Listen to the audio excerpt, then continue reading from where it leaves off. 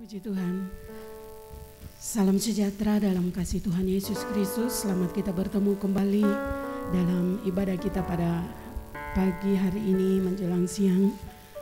Yang ibadah kita dirangkaikan dengan ibadah ucapan syukur 32 tahun Jemaat GPDI Eklesia Kota Palu ada, dan juga ibadah ucapan syukur ulang tahun pernikahan dari Bapak dan Ibu Gembala yang ke-25.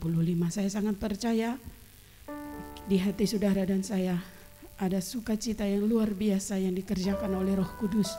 Bukan karena semua itu, tapi karena Tuhan sudah memelihara saudara dan saya sehingga kita ada.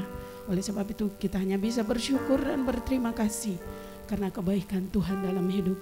Kita akan segera mulaikan ibadah. Saya jemput Bapak Ibu berdiri, kita akan berdoa untuk memulai ibadah kita pagi ini. Terima kasih Tuhan Yesus. Terima kasih Bapa.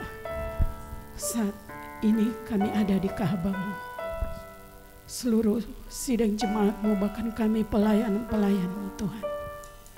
Kami hanya bisa bersyukur dan berterima kasih karena Engkau beri waktu lagi bagi kami. Kami berterima kasih buat semua apa yang Tuhan sudah buat dan kerjakan dalam hidup kami. Terima kasih untuk kasih setia-Mu. Terima kasih untuk kekuatan dan kesehatan yang menjadi bagian kami. Terima kasih untuk pengorbanan-Mu, keselamatan jiwa kami, dan kelayakan kami untuk menghampiri Engkau dalam hadirat-Mu yang kudus. Terima kasih untuk semua apa yang kami makan, minum, pakai. Kami ada semua karena anugerah-Mu Tuhan. Kami akan mulaikan ibadah kami pagi ini Tuhan. Kami dasarkan dalam nama Yesus Kristus yang menjadi Tuhan dan Juru Selamat kekasih jiwa kami. Haleluya. Amin. Silakan saudara duduk. Haleluya Yesus. Terima kasih Tuhan. Haleluya. Masuk ke hadirat-Mu,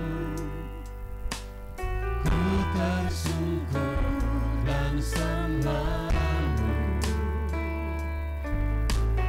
Ku persembahkan korban syukur.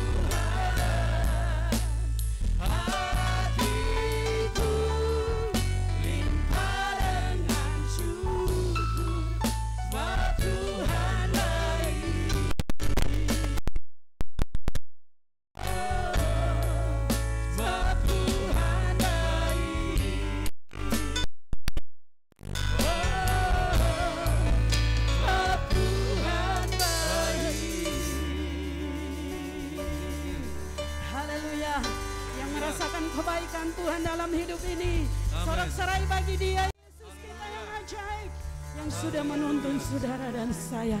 Sungguh kemurahan dan kebaikannya kita tidak pernah bisa menghitungnya, karena Dia adalah Allah yang baik, yang penuh dengan kesetiaan. Puji Tuhan. Saya sangat percaya bahwa saudara dan saya sudah rindu untuk memuliakan dan meninggikan Dia. Hatiku rindu Tuhan. Amin. Haleluya. Haleluya Yesus. Hatiku rindu Tuhan. Rindu melayani. Ku berikan hanya padamu. Jiwaku rindu Tuhan, selalu dalam hadirat-Mu, agar hidupku Tuhan layak di hadapan-Mu. Dari awal katakan hatiku rindu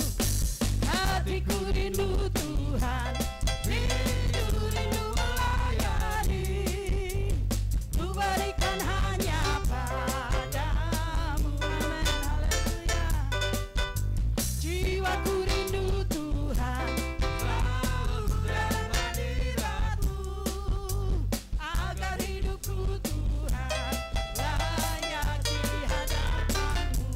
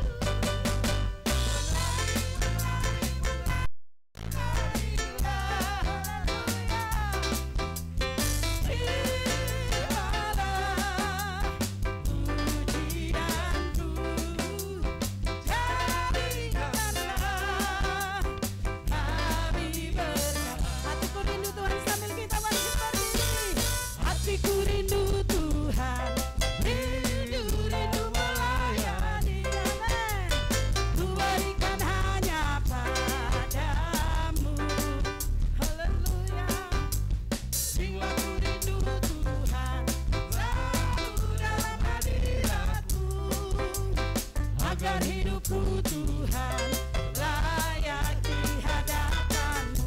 Kami puji Engkau Tuhan.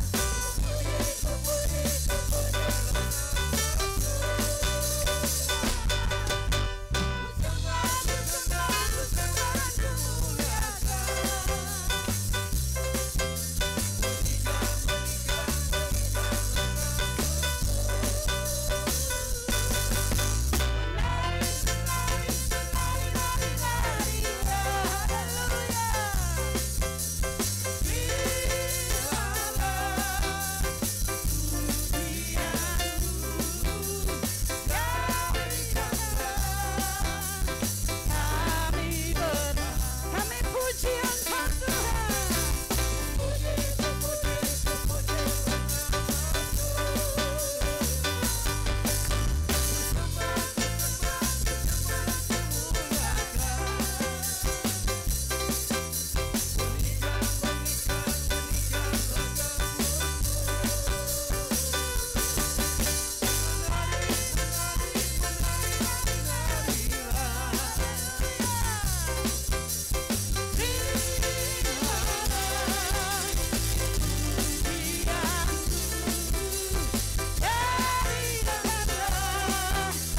Kami berkat. Saudara mau bernyanyi bagi Tuhan? Bernyanyilah bagi Tuhan. Nyanyikanlah nyanyian syukur bagi Dia. Amin. Persembahkanlah hormat dan pujian atas kemurahan-Nya. Lagi dari awal katakan bernyanyilah. Bernyanyilah bagi Tuhan. Haleluya. Nyanyikanlah nyanyian syukur bagi Dia.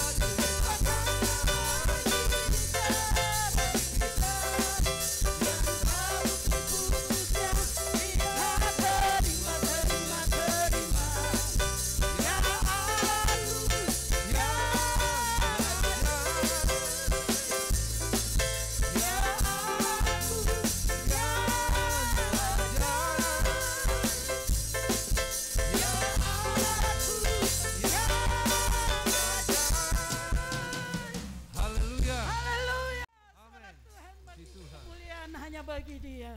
Silakan saudara duduk. Puji Tuhan. Besar anugerah-Mu Tuhan. Kami ada karena anugerah-Mu. Kami ada karena kasih-Mu Tuhan. Haleluya Yesus. Ku ada sebagaimana ku ada, berdiri menghadap tatamu Bapa. Semua karena anugerah-Mu yang telah selamatkanku. Hidup dalam segala kelimpahan, layak untuk melayani Tuhan. Semua karena anugerah-Mu tercurah bagiku. Besar anugerah-Mu, berilah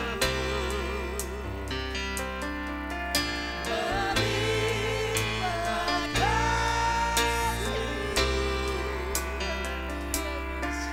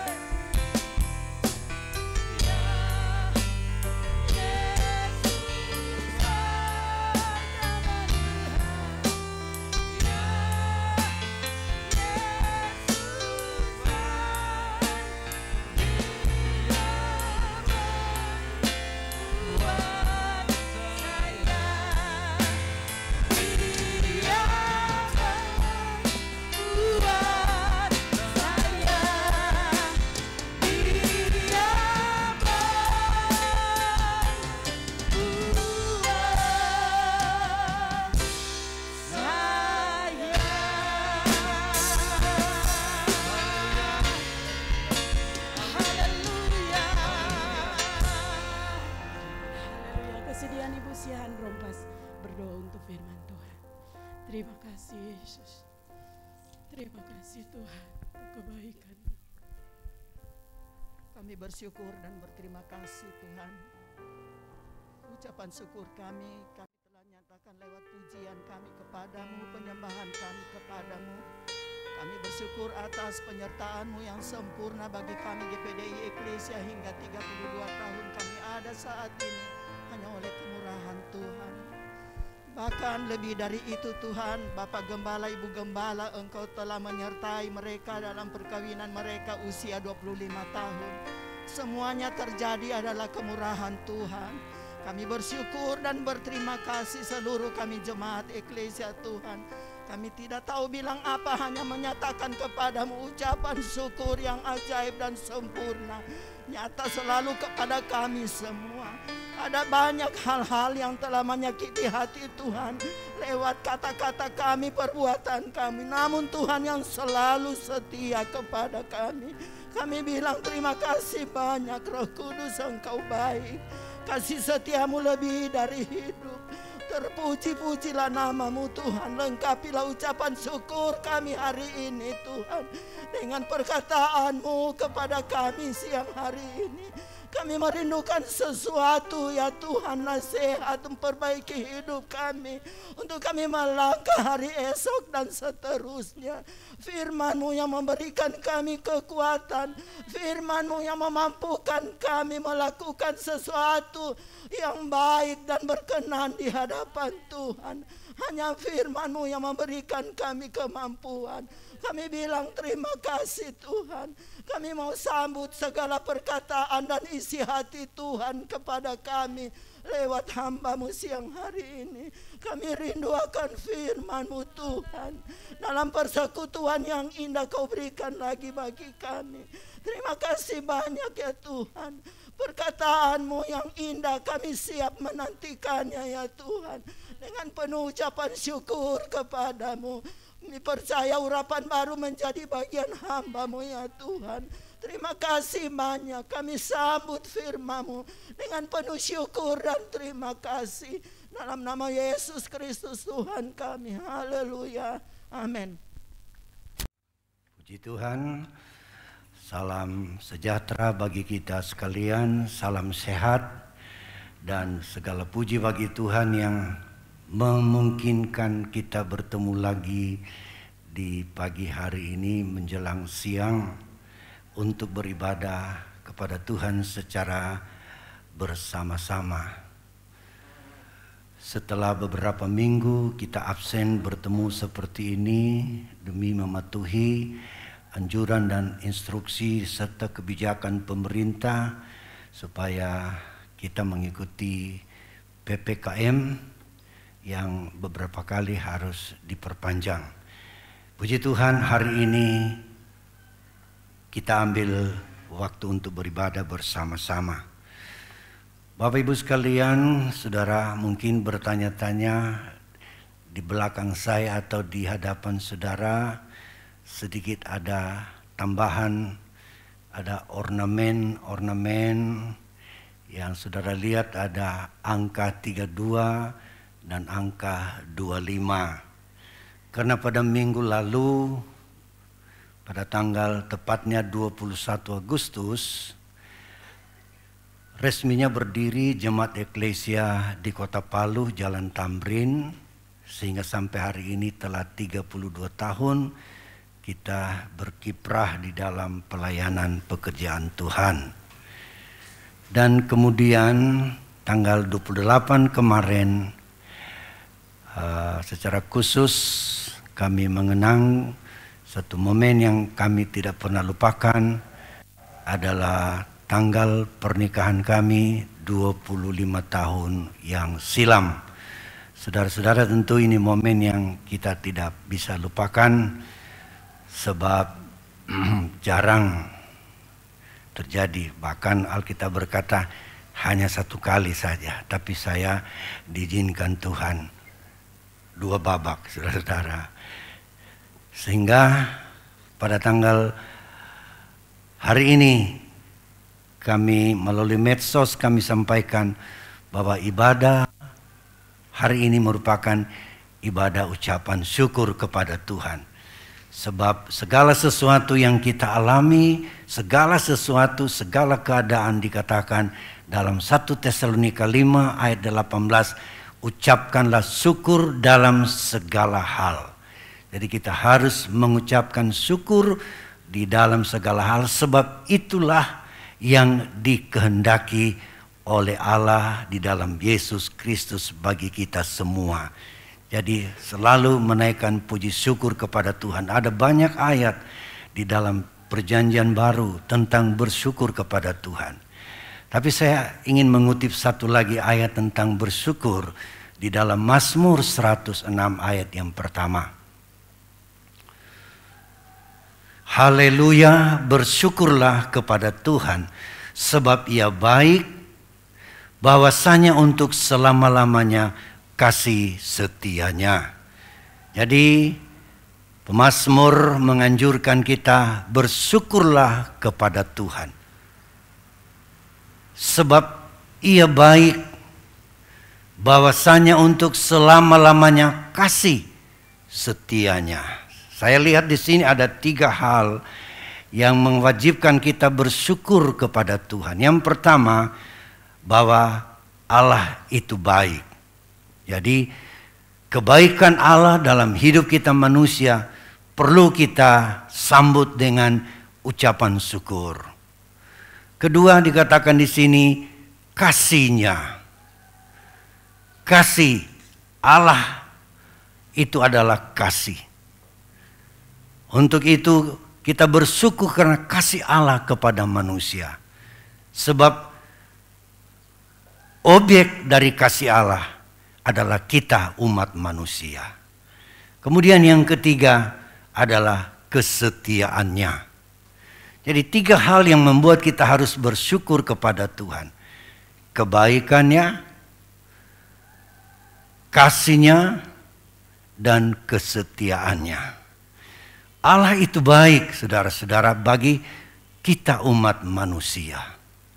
Dalam Matius 5 ayat 45, Matius 5 ayat 45, karena dengan demikianlah kamu menjadi anak-anak Bapamu yang di sorga, yang menerbitkan matahari bagi orang yang jahat dan orang yang baik, dan menurunkan hujan bagi orang yang benar dan orang yang tidak benar.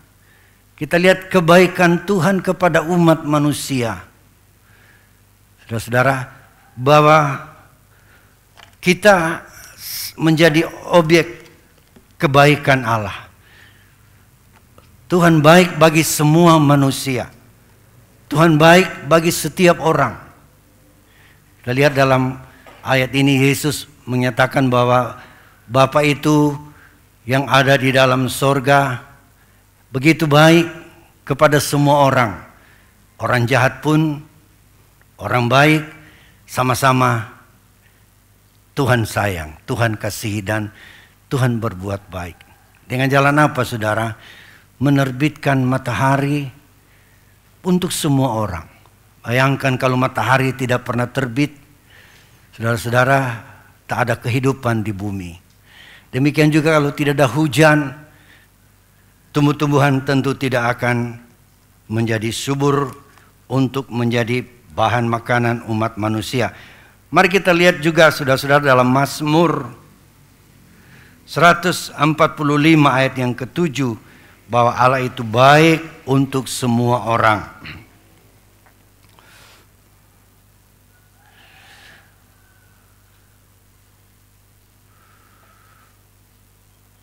Mazmur 45 maksud saya ayat 9, bukan ayat 7.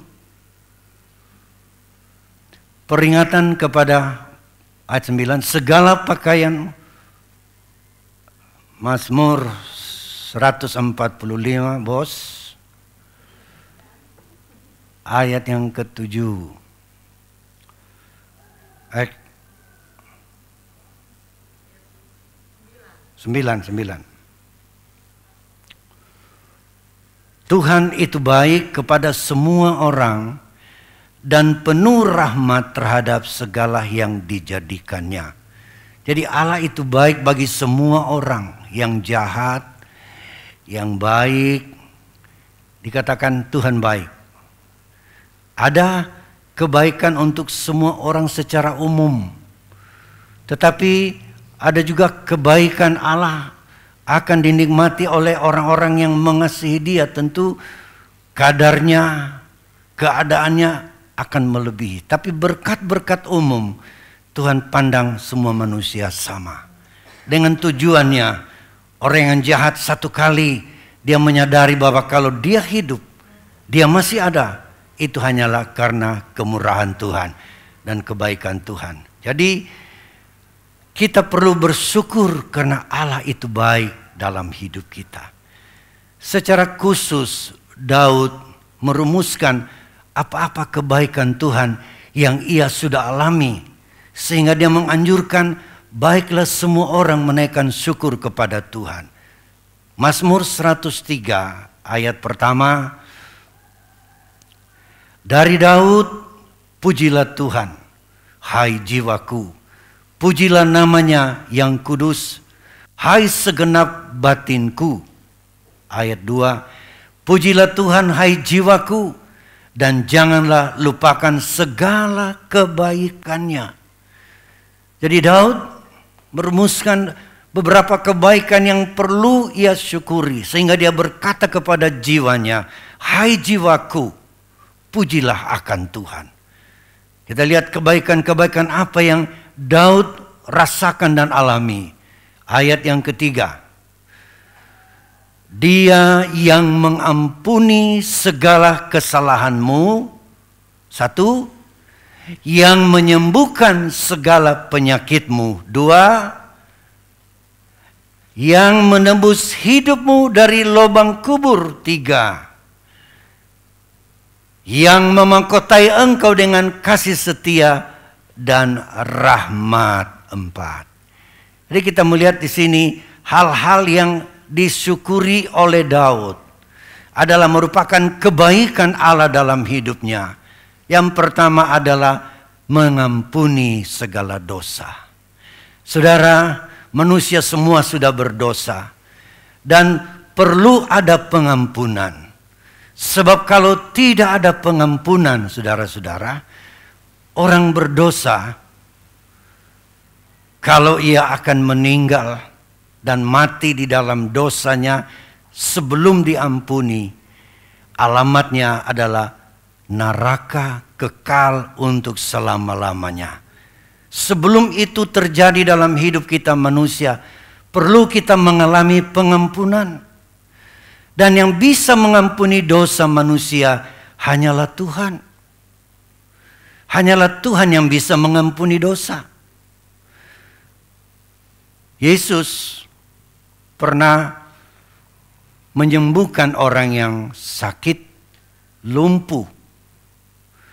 Tapi sebelum ia mengampuni, sebelum ia menyembuhkan orang sakit itu, yang lebih dahulu dia katakan, dosamu sudah diampuni.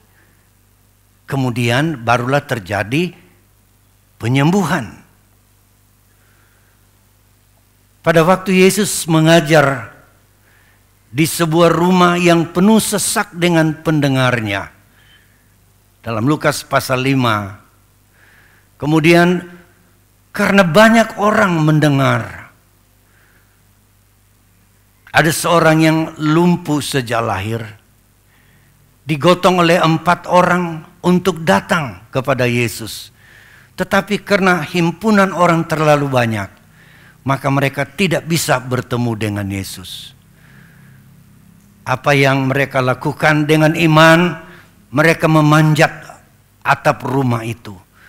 Lalu atap rumah itu dibongkar dari atas, dilubangin.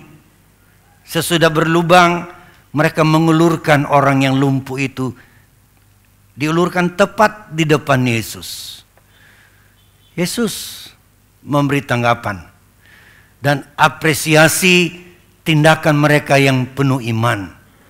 Lalu Yesus berkata kepada orang yang lumpuh itu, berbahagialah engkau karena dosamu sudah diampuni. Saudara-saudara, waktu orang-orang mendengar Yesus mengucapkan dosamu sudah diampuni, para pendengar tidak semua yang percaya kepada Yesus. Ada di sana tokoh-tokoh agama Yahudi, ahli-ahli Taurat, orang Farisi yang sebenarnya tidak percaya kepada Yesus sebagai Mesias yang mereka tunggu. Mereka mencari celah-celah dan kesalahan.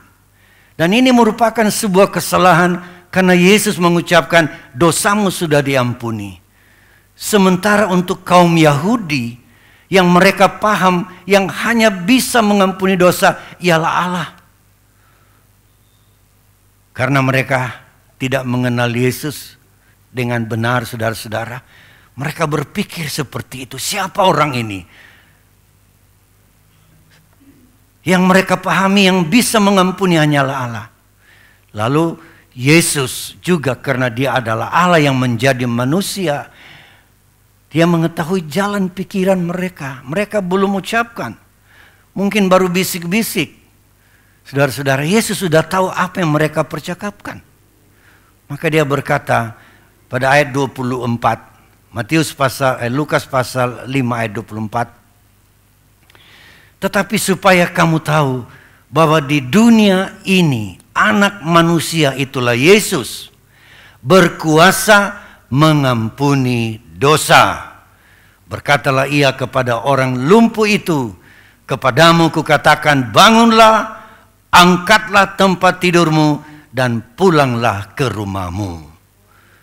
Untuk membuktikan benar-benar Yesus bisa mengampuni dosa dan menyembuhkan penyakit, maka dia berkata kepada orang yang lumpuh, angkat tempat tidurmu, bangun dan pulanglah ke rumahmu. Kesembuhan terjadi, mujizat terjadi, saudara-saudara. Jadi pengampunan dosa mendahului kesembuhan. Itulah sebabnya Daud tadi berkata, pujilah Tuhan hai jiwaku, yang mengampuni kesalahanmu dan menyembuhkan penyakitmu. Haleluya, Tuhan adalah penyembuh kita. Dari mulanya Alkitab ditulis, kita tahu bahwa ada kuasa untuk kesembuhan dalam tubuh jasmani manusia. Dalam Keluaran 15 ayat 26. Keluaran 15 ayat 26, firman-Nya, jika kamu sungguh-sungguh mendengarkan suara Tuhan Allahmu dan melakukan apa yang benar di matanya dan memasang telingamu kepada perintah-perintahnya dan tetap mengikuti segala ketetapannya, maka aku tidak akan menimpakan kepadamu penyakit manapun yang telah kutimpakan kepada orang Mesir. Sebab aku Tuhanlah yang menyembuhkan engkau. Jadi sudah ada deklarasi sejak semula bahwa Tuhan adalah penyembuh kita. Dia sanggup menyembuhkan, dapat mengampuni dosa, dan dapat menyembuhkan sakit penyakit. Mujizat tetap berlaku. Amin. Tapi mungkin ada sebuah pertanyaan yang mengganjal di hati kita. Ya, kenapa manusia banyak yang meninggal, tidak mengalami kesembuhan? Saudara, itu bukan berarti janji Tuhan ini tidak benar. Tidak. Tapi memang akibat dosa, manusia satu kali akan meninggal. Apapun penyebabnya, kalau orang meninggal, saudara-saudara, di pandangan Tuhan akan ada dua golongan manusia. Yang meninggal di luar Tuhan dan meninggal di dalam Tuhan. Meninggal di luar Tuhan tanpa iman kepada Tuhan, itu berujung neraka kekal. Tetapi meninggal di dalam iman kepada Tuhan, meninggal dalam Tuhan, dikatakan berbahagia karena sorga menunggu mereka. Bisa bilang amin, saudara? Itu yang kita tahu dalam firman Tuhan. Jadi semua orang memang mesti meninggal.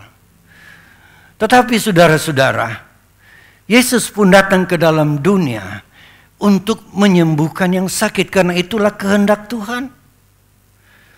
kehendak Tuhan untuk membuktikan adanya Allah. Akan membuktikan kepada manusia ada kuasa yang lebih daripada kuasa yang ada di dunia. Itulah kuasa Allah yang supranatural. Dalam hal menyembuhkan orang sakit. Tuhan mau menyembuhkan orang sakit. Bahkan dia sudah menyatakan diri, akulah penyembuhmu. Saudara-saudara yang kekasih dalam Tuhan, memang pertanyaan yang kadang-kala muncul, kenapa tidak semua orang mengalami kesembuhan secara mujizat?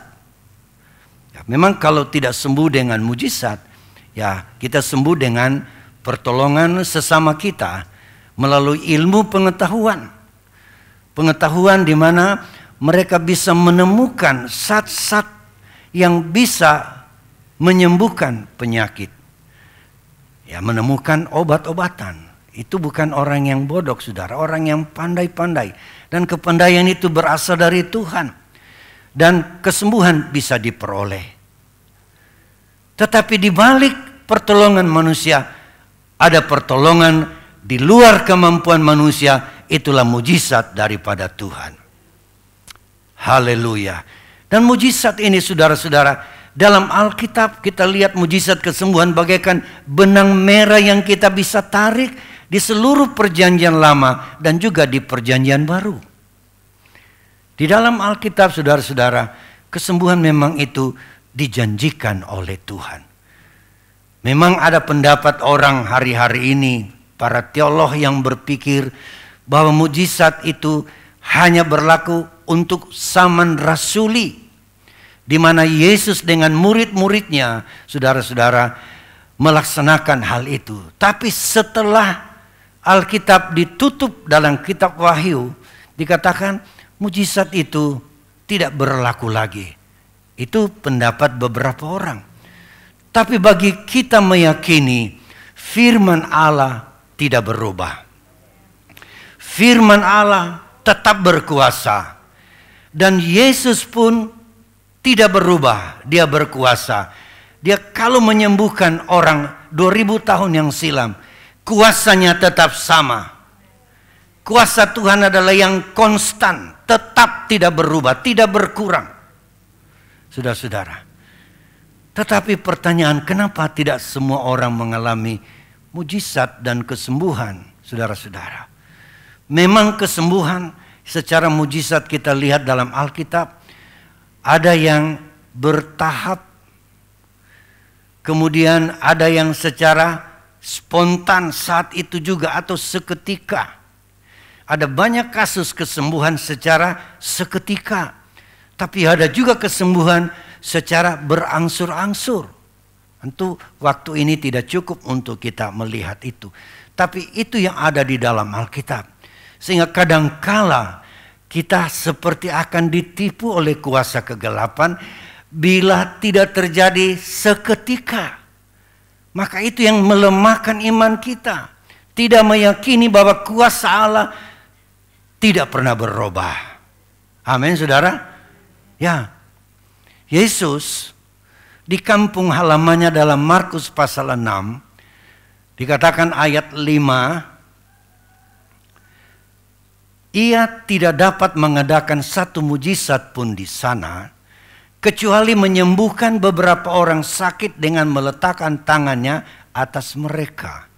Di kampung halaman, Yesus dipandang oleh orang sekampungnya, saudara-saudara, tidak lebih daripada penduduk negeri itu. Mereka sekampung. Tetapi tidak punya iman dan keyakinan bahwa Yesus sanggup melakukan mujizat. Mujizat di sana ada, tapi tidak banyak orang yang ditolong. Apa penyebabnya, saudara-saudara? Ada yang disembuhkan, ada yang tidak disembuhkan dalam ayat ini. Ayat 6 kita lihat, ia merasa heran atas ketidakpercayaan mereka. Lalu Yesus berjalan keliling dari desa ke desa sambil mengajar. Kenapa tidak semua orang disembuhkan? Karena ketidakpercayaan mereka. Jadi dari pihak manusia dituntut untuk percaya kepada firman Tuhan. Percaya kepada janji-janji Allah. Memang tidak gampang untuk meyakini perjanjian Tuhan, saudara-saudara. Kebimbangan sering datang. Apalagi saya katakan kalau tidak terjadi seketika, biasanya didoakan lalu tidak seketika terjadi, maka itulah menjadi penyebab lunturnya kepercayaan kita. Oh, kok tidak sembuh? Padahal ada kesembuhan secara berangsur-angsur. Bisa bilang amin, saudara? Ya. Orang buta, Tuhan taruh lumpur di mata, suruh cuci di kolam Siloam. Pertama ditanya, apa yang terjadi? Aku melihat orang seperti bayang-bayang pohon. Berarti berangsur kesembuhannya, saudara-saudara. Coba kita baca Markus 11 ayat 24 kalau saya tidak salah ingat. Markus 11 24. Karena itu aku berkata kepadamu, apa saja yang kamu minta dan doakan, termasuk kesembuhan. Karena apa saja? Apa saja yang kamu minta dan doakan. Harus apa? Harus apa? Percayalah bahwa kamu telah menerimanya. Wah, ini tidak gampang langkah ini. Belum dilihat dengan mata, belum dirasakan, tapi sudah yakin Tuhan sudah menjawab. Ini langkah iman. Menerimanya, maka hal itu akan diberikannya kepadamu. Bisa bilang amin, saudara? Jadi kita perlu mensyukuri kebaikan Tuhan dalam mengampuni dosa dan menyembuhkan penyakit. Jadi itulah yang Daud katakan, pujilah akan Tuhan. Bersyukurlah kepada Tuhan karena kebaikannya. Dalam hal apa kebaikan itu dirasakan oleh Daud? Mengampuni dosa. Daud, raja dipilih Tuhan. Daud berkenan di hati Tuhan, tapi juga dia ada dosa. Bahkan memang semua manusia ada berdosa. Tapi kita bersyukur karena ada program Allah untuk semesta alam dan semua manusia, bahwa ada proses pengampunan dosa. Haleluya. Yang dibeberkan dalam Alkitab dari Kejadian sampai kitab Wahyu. Pengampunan dosa hanya datang dari Tuhan. Dan kalau dosa kita diampuni, bagi Tuhan dia tidak ingat-ingat lagi. Haleluya. Yesaya 43 ayat 25. Yesaya 43. Akulah dia yang menghapus dosa pemberontakanmu.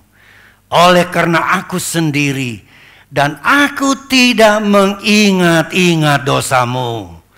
Kalau Tuhan mengampuni kita, dia tidak ingat-ingat dosa kita lagi. Bagaimana kita dengan teman kalau dia sudah minta maaf? Apa kita sudah lupakan kesalahannya? Atau masih ingat-ingat lagi? Tapi Tuhan, kalau sudah beres di hadapan Tuhan, Tuhan tidak ingat-ingat lagi. Amin. Satu ayat lagi mengokohkan ayat ini.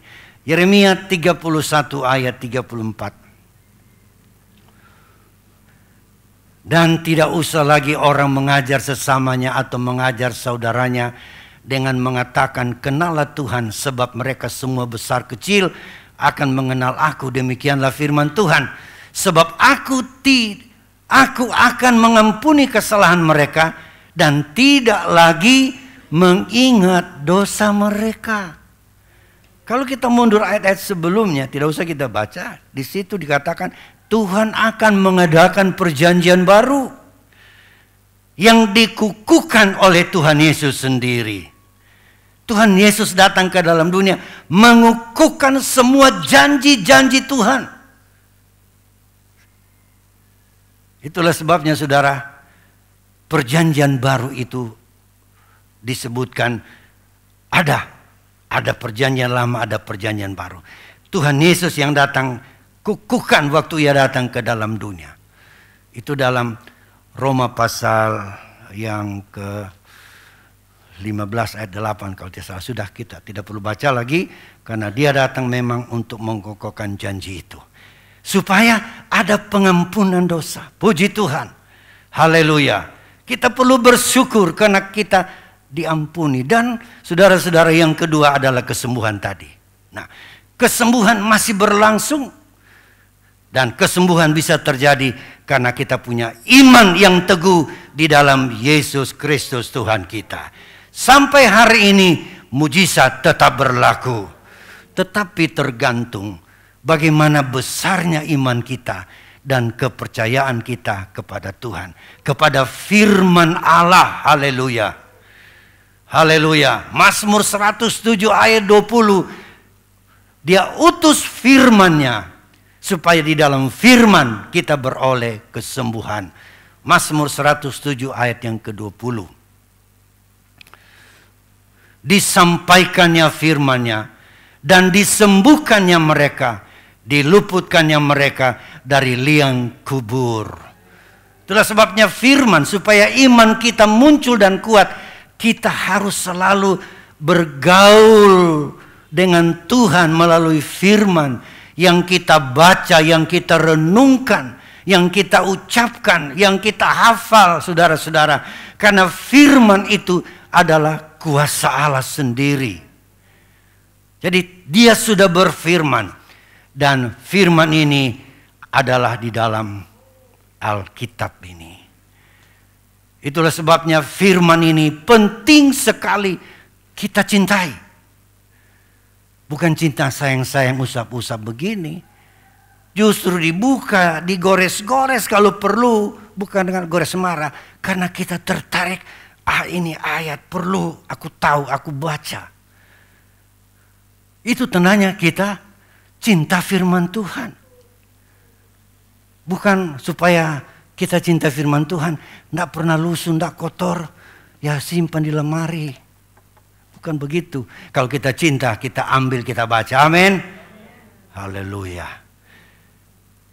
Dengan tidak sengaja saya buka di YouTube satu konten yang berjudul bahwa ada gereja yang menamakan gereja Allah yang Maha Kuasa. Sepintas kita lihat nama gereja itu luar biasa. Gereja Tuhan yang Maha Kuasa. Tapi kalau kita selami ajaran-ajaran di dalamnya, wah itu berbahaya. Saya lalu mulai ambil pulpen dan mencatat apa-apa yang terdapat di dalam konten itu. Gereja ini lahir tahun 1991 di China. Dengan ajaran bahwa Yesus Kristus sudah datang di China. Dan dia menjelma menjadi seorang perempuan. Baru di situ sudah salah, bukan? Yesus bukan perempuan.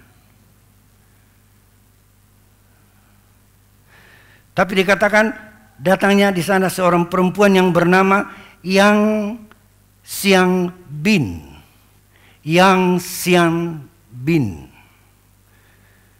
Dan perempuan ini mempunyai pacar namanya Shao Wengsang. Mudah-mudahan tidak ada nama itu di sini.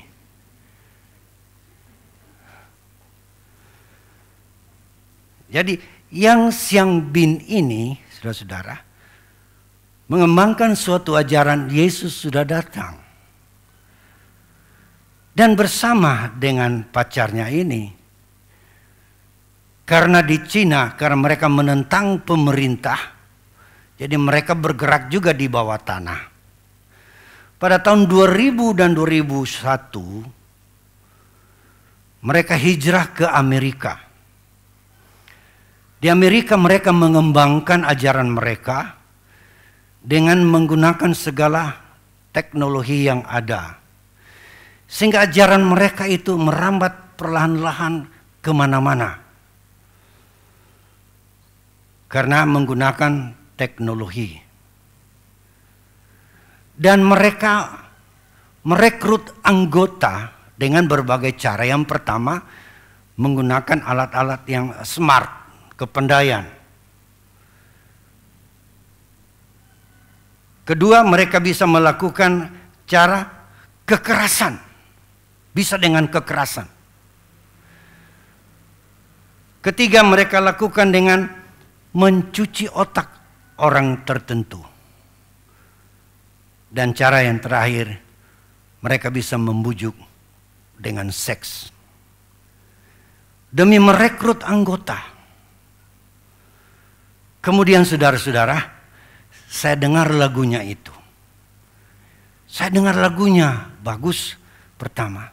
Tapi beberapa kalimat kemudian dalam lirik lagu itu, yang pertama dimunculkan, Alkitab itu menghalangi Tuhan berkarya. Wah, saya langsung catat. Tuhan terhalang dengan Alkitab untuk berkarya. Justru pekerjaan Allah kita lihat di dalam firman Tuhan. Ini supaya orang tidak cinta pada Alkitab. Kemudian lagu itu berlangsung terus, selalu saya melihat juga dan mendengar berkata, Alkitab itu menjadi berhala. Alkitab itu adalah firman Tuhan, bukan berhala. Yang ketiga saya mencatat, dikatakan lewat Alkitab itu orang-orang dapat, yang ketiga, sesungguhnya orang-orang dapat menemukan Tuhan di luar Alkitab. Di mana kita temukan Tuhan? Di dalam firman Tuhan. Tapi mereka berkata di luar Alkitab kita bisa menemukan Tuhan. Kemudian yang keempat saya catat lagi, Tuhan susah karena Alkitab menghalangi orang menerima karya barunya Tuhan. Wah, saudara-saudara, berbahaya. Kalau saudara pernah mendengar ajakan-ajakan ikut mereka, tolak. Kita tidak. Memang Lukas 17 ayat yang pertama, Tuhan Yesus bilang apa, saudara-saudara? Yesus berkata kepada murid-muridnya, tidak mungkin tidak akan ada penyesatan. Artinya, pasti akan ada penyesatan. Tetapi, celakalah orang yang mengadakannya. Perlu kita hati-hati, saudara. Jangan sembarang ikuti. Begitu dengar gereja Tuhan yang maha kuasa, dengar maha kuasanya, dengar kata Tuhan, langsung kita terpikat. Oh, ini baik, ini rohani. Jangan. Telusuri apa isinya, kontennya apa di dalam. Terbukti, saya yakin sudah ada di Indonesia gereja itu. Kenapa? Sudah ada lagu ini. Lagu dalam bahasa Indonesia. Itulah sebabnya tetaplah percaya kepada Tuhan Yesus Kristus. Sekali Yesus, tetap Tuhan Yesus. Haleluya. Pegang firman Tuhan, baca firman Tuhan, renungkan dan ajarkan dan lakukan. Haleluya. Diutusnya firman-Nya dan menyembuhkan mereka. Jadi kesembuhan kita bisa peroleh melalui firman Tuhan. Puji Tuhan. Jadi saudara-saudara, hal yang kedua, untuk Daud berkata, pujilah akan Tuhan, bersyukurlah karena kebaikannya. Kedua, karena kasih-Nya. Allah kita itu mengasihi, saudara-saudara. Dia mengasihi saya dan saudara yang berdosa sekalipun. Tetapi dosanya yang dibenci. Dosanya harus dibuang dan orangnya harus diselamatkan.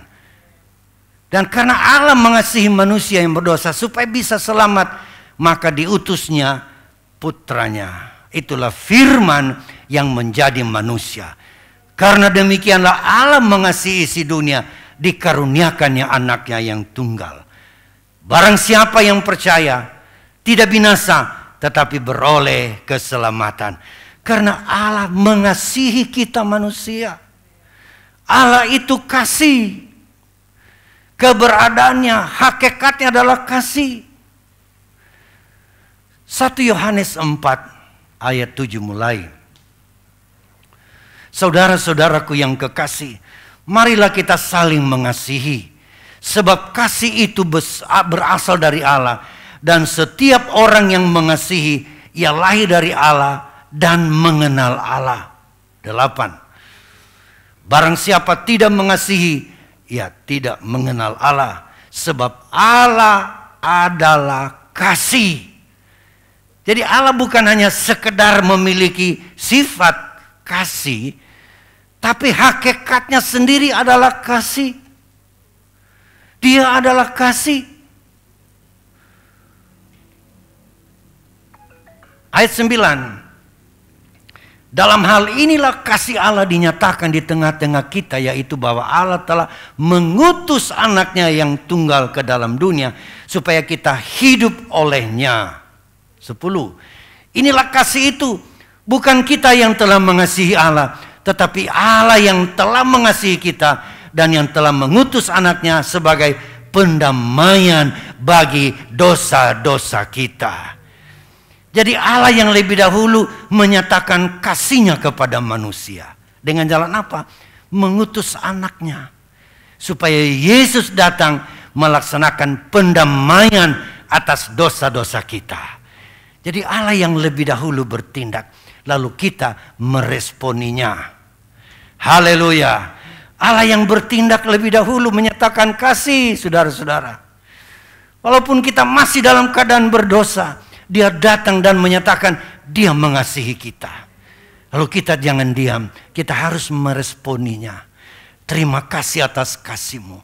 Dan kalau kita mengasihi Tuhan, kita melakukan apa yang Dia perintahkan. Haleluya, karena Allah itu kasih-Nya. Kasih Allah tidak diragukan. Dia mengasihi saya dan saudara. Oh, puji Tuhan. Kasih-Nya tidak pernah luntur. Mungkin semangatmu dan semangat saya bisa luntur mengiring Tuhan. Di musim pandemi ini, saudara-saudara, mungkin mulai ada orang yang terkuras imannya, saudara-saudara. Tetapi Allah tetap mengasihi kita. Dia selalu melawat saya dan saudara. Dalam kitab Ayub dikatakan setiap pagi Dia menjenguk saya dan saudara. Kami suami istri, tiap pagi kami selalu berupaya bangun dini hari. Berseru-seru kepada Tuhan. Selalu kami ingat ayat itu. Tuhan melawat umatnya setiap pagi. Kami juga berdoa, Tuhan lawat jemaat eklesia. Bangunkan mereka, sadarkan mereka. Agar mereka juga membangun mezbah menyembah Engkau. Karena Engkau merindukan pujian dari umat-umat-Mu. Saudara, karena Dia mengasihi saya dan saudara. Kasih-Nya tidak bisa kita ragukan. Tidak perlu kita ragukan. Kasih-Nya tidak pernah luntur. Ada orang yang menggubah lagu bahwa setinggi langit dan sedalam lautan, itulah kasih Tuhan kita. Tidak terukur. Itulah sebabnya kita bersyukur kepada Tuhan. Sebab hari ini merupakan ibadah syukur kita bersama. Haleluya. Karena kasih-Nya. Yang ketiga, mengapa Daud berkata bersyukurlah kepada Tuhan. Pertama, karena Ia baik. Kedua, karena Allah itu kasih. Yang ketiga, Allah itu setia. Tadi dalam Mazmur 106 ayat 1. Kasih setianya. Allah kita adalah Allah yang setia. Itu sifat moral Allah, bahwa Dia setia. Setia artinya, saudara-saudara, tidak pernah ingkar janji. Di dalam Ulangan pasal yang ke-7 ayat yang ke-9. Ulangan 7 ayat 9.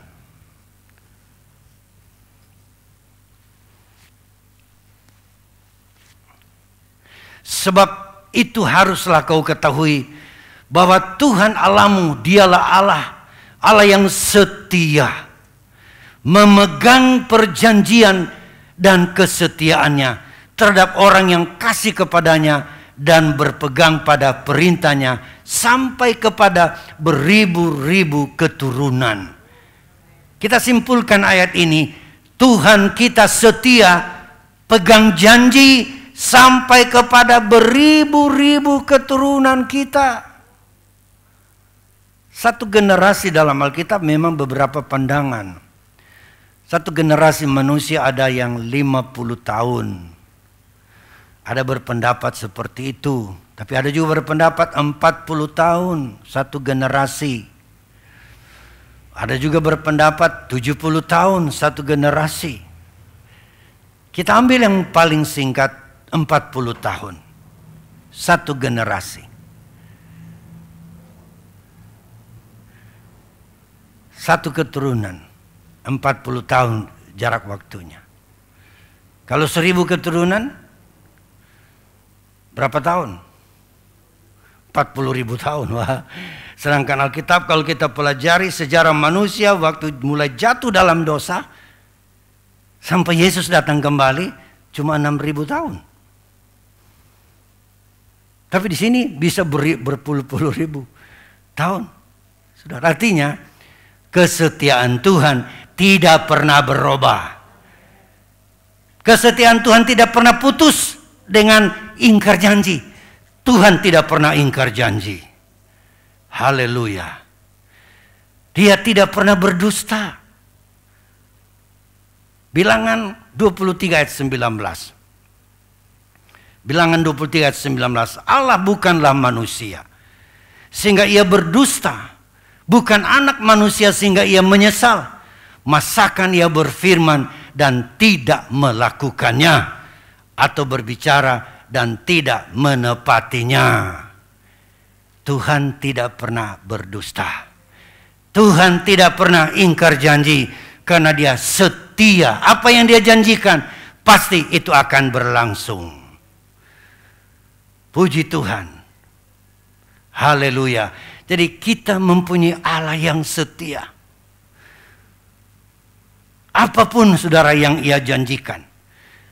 Misalnya ada janji Tuhan bahwa kita waktu Yesus datang kali yang kedua, kita yang terdiri daripada roh, jiwa dan tubuh akan menjadi sempurna sama seperti Dia.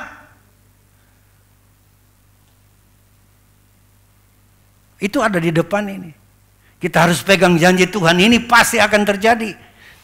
Kalau waktu kita menyambut Tuhan datang kali yang kedua, kita semua sempurna. Artinya tidak ada yang loyo karena penyakit, tidak ada yang ompong karena memang sudah tua. Saya percaya balik menjadi muda semuanya. Haleluya. Karena uban juga menjadi tanda tua, akan hitam rambut semua, tidak usah dicat. Akan hitam sendirinya. Amin saudara.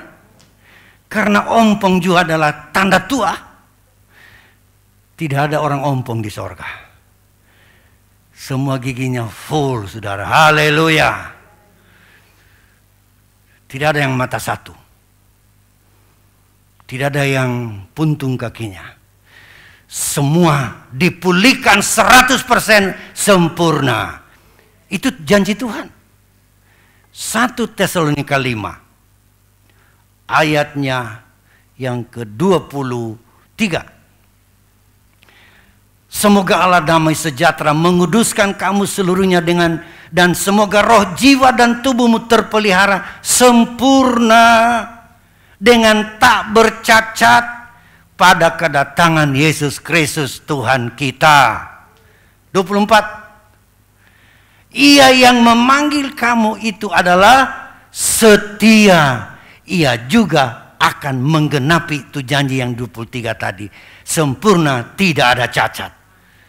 Di sorga tidak ada orang stroke, saudara-saudara. Tidak ada. Semua dipulihkan Tuhan. Oh haleluya, bisa bilang amin? Saya percaya sebelum masuk sorga pun Tuhan sudah pulihkan lebih dahulu. Nanti kita lihat urut-urutan peristiwa yang terjadi di akhir zaman.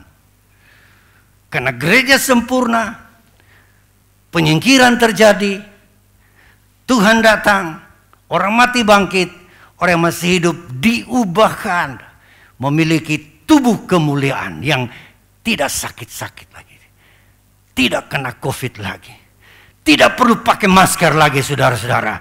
Kita sempurna di dalam Tuhan. Haleluya. Itu dijanjikan Tuhan yang setia. Haleluya. Dia setia pada janjinya. Segala puji bagi Tuhan. Mengampuni dosa juga, saudara-saudara.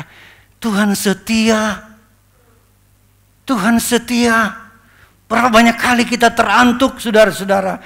Tapi kalau kita membuat pemberesan dengan Tuhan, Dia setia mengampuni dosa saya dan saudara.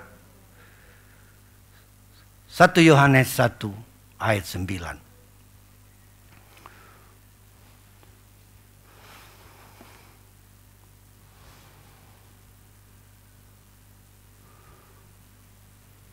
Jika kita mengaku dosa kita, maka Ia adalah setia dan adil, sehingga Ia akan mengampuni segala dosa kita dan menyucikan kita dari segala kejahatan kita. Allah itu setia, saudara-saudara.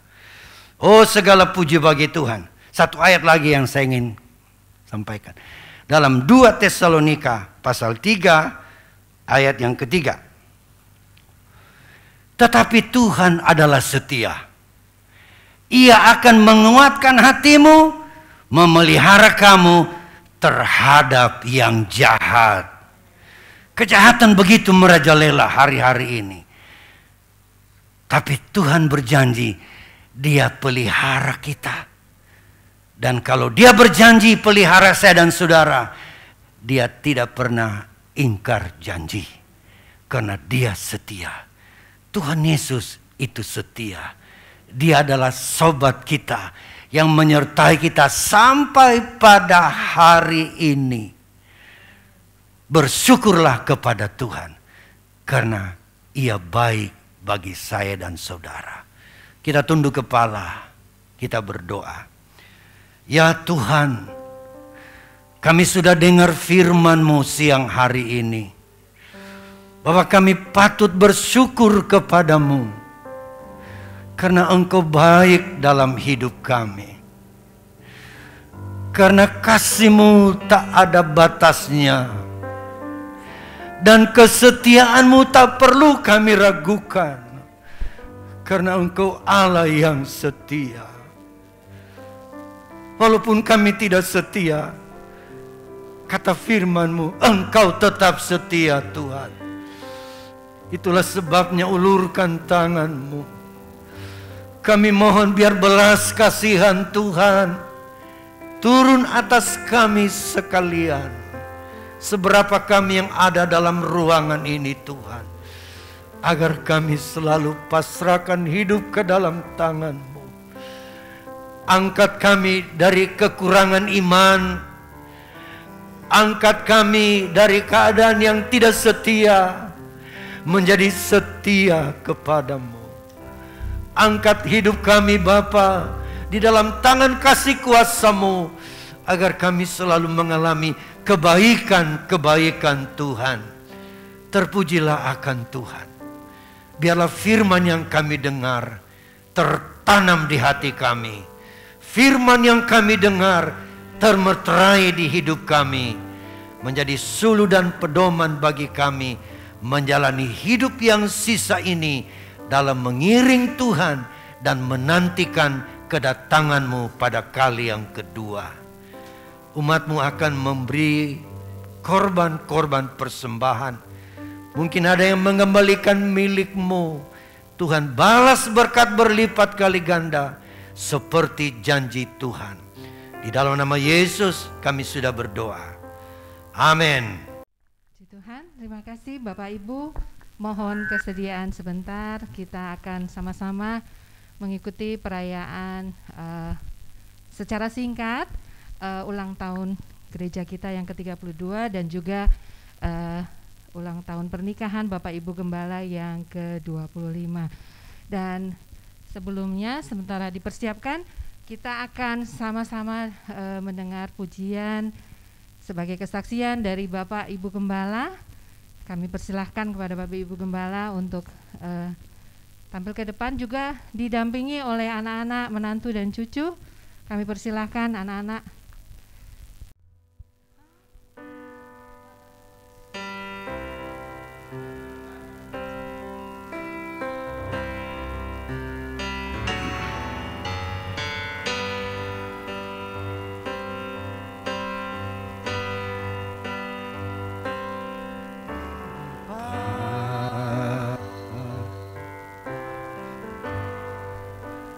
Engkau sungguh baik,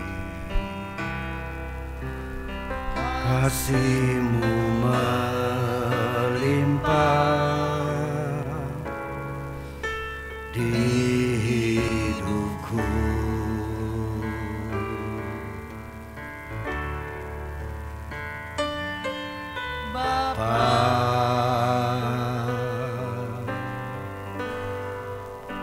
Engkau terima kasih,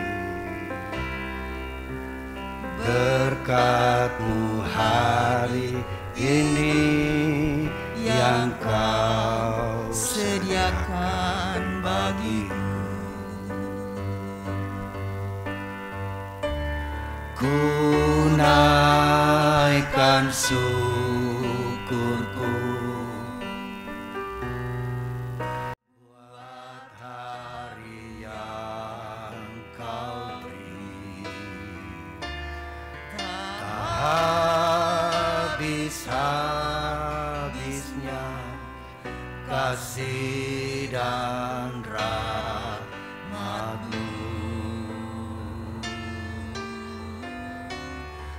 Selalu baru dan tak pernah terlambat pertolongan-Mu.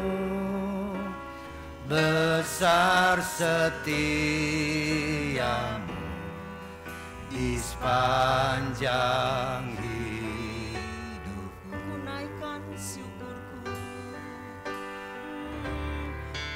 ku naikkan syukurku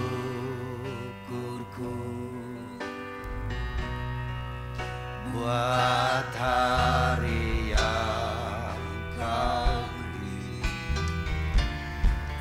tak habis-habisnya kasih dan rahmat-Mu.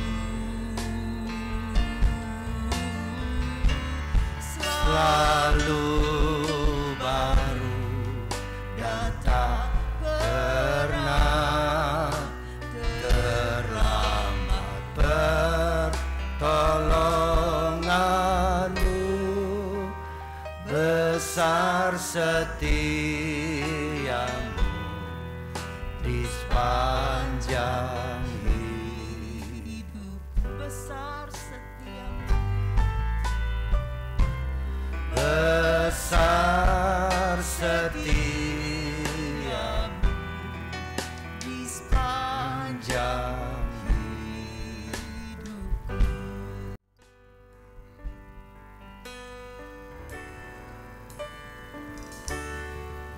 Let me touch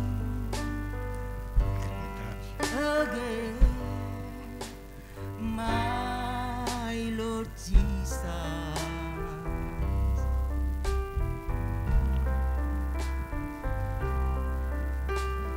Saving me from all I might have been.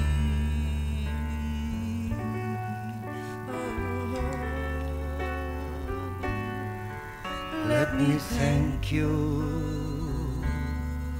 again, my Lord Jesus.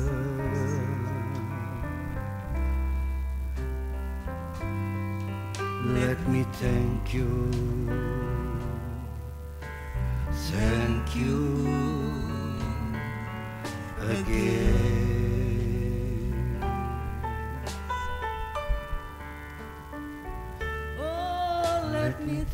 thank you again, my Lord Jesus,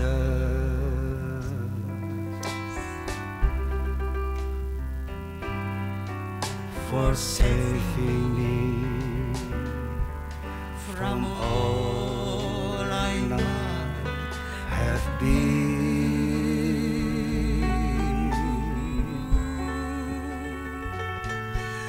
Let me thank you again, oh Lord Jesus.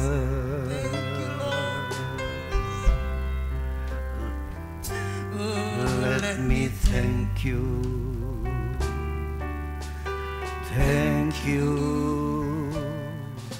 again.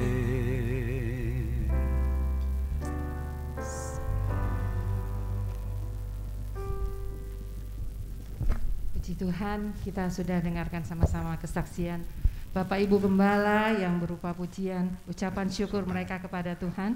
Berikutnya kita akan sama-sama mengikuti pemasangan lilin dan juga nanti ada pemotongan kue untuk merayakan 32 tahun penyertaan Tuhan untuk gereja kita dan juga 25 tahun penyertaan Tuhan dalam kehidupan rumah tangga Bapak Ibu Gembala kita tercinta. Saya persilahkan kepada Bapak Ibu Gembala kita untuk memasang lilin, didampingi oleh anak-anak, cucu dan juga menantu. Saya persilahkan anak-anak untuk mendampingi orang tua. Pemasangan lilin untuk yang gereja terlebih dahulu yang 32 tahun.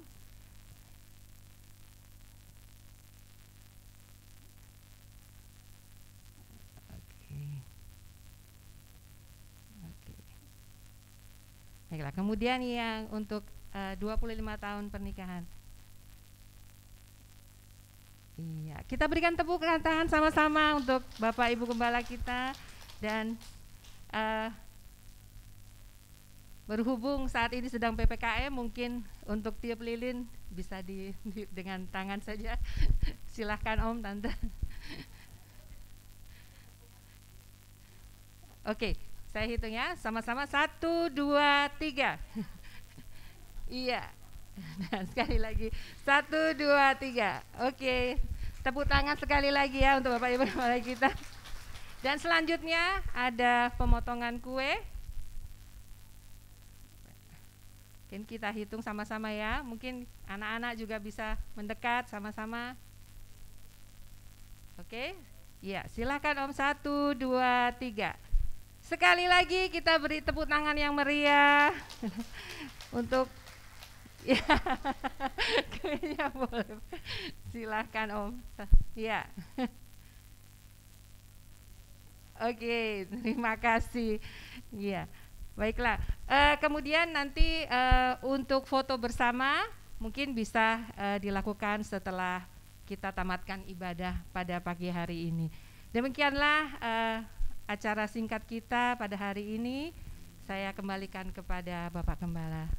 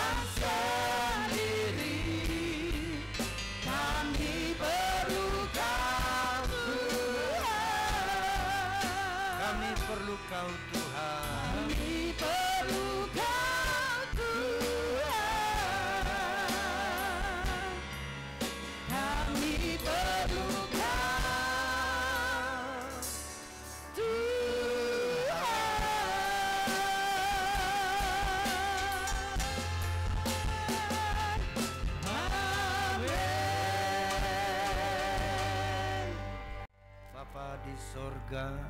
Di akhir ibadah ini kami datang kepadamu, menaikkan pujian dan syukur kami lagi kepada Bapa, karena hanya pertolongan-Mu saja ibadah kami hari ini kami dapat laksanakan. Seraya kami mohon sempurnakanlah Tuhan, agar ibadah ini suatu persembahan kami yang menyenangkan hati-Mu, yang pada gilirannya berkat-Mu juga turun atas kami, berkat jasmani, berkat rohani melimpah di dalam hidup kami. Bapa, kami ingat teman-teman kami yang tidak sempat hadir karena berhalangan, terutama karena sakit. Tuhan lawat mereka, sembuhkan mereka, terutama keluarga-keluarga yang sedang melaksanakan isoman hari ini. Bapak Yosua Pilafu bersama istri, kami serahkan mereka dalam tangan-Mu. Kami juga bawa dalam tangan-Mu keluarga Mama Hit Ang yang juga dalam laksanakan isoman. Kami bawa juga Ibu Maka Wimbang yang sakit di Poso. Tuhan, berikan mereka pertolongan. Jamahan Tuhan, bahkan keluarga-keluarga yang lain kami tak sempat sebut nama mereka. Pulihkan kesehatan yang sakit, berikan kesegaran kembali, agar kami sama-sama datang beribadah memuliakan nama-Mu. Di hari yang spesial ini kami bersyukur karena Tuhan sudah pelihara kami, baik dalam pernikahan maupun dalam pelayanan selama ini. Kami tahu hanya karena campur tangan Tuhan, bukan karena kuat dan gagah kami, tapi semata kemurahan Tuhan. Itulah sebabnya kami serahkan pelayanan kami di kota ini. Tuhan sertai dan campur tangan. Di dalamnya kami melihat ada jiwa-jiwa baru yang menyerahkan hidupnya ke dalam tangan-Mu. Ibadah kami yang ketiga sore nanti kami juga serahkan ke dalam tangan Tuhan. Tuhan kiranya menghimpunkan umat-umat Tuhan untuk datang beribadah kepadamu. Kami percaya Tuhan, berkat-Mu telah menjadi bahagian kami. Dan kami selalu berdoa untuk pemerintah negara dan bangsa kami, Indonesia yang tercinta. NKRI Tuhan tetap berjaya kiranya, oleh karena campur tangan Tuhan. Berkati pemerintah kami yang tertinggi sampai yang terendah, TNI dan Polri. Tuhan juga memberkati mereka agar secara berkesinambungan mereka menjalankan tugas dengan baik dan benar, membawa masyarakat Indonesia mengalami pemulihan dalam bidang keuangan ekonomi dan bidang kesehatan, sehingga bangsa kami luput dari ancaman-ancaman penularan COVID-19. Terima kasih Tuhan, ini doa kami. Kami percaya Tuhan sudah memberkati kami. Sebentar di luar sana ada berkat untuk tubuh jasmani kami. Kuduskan dan berkati, sehatkan kami semua. Terpujilah akan Tuhan.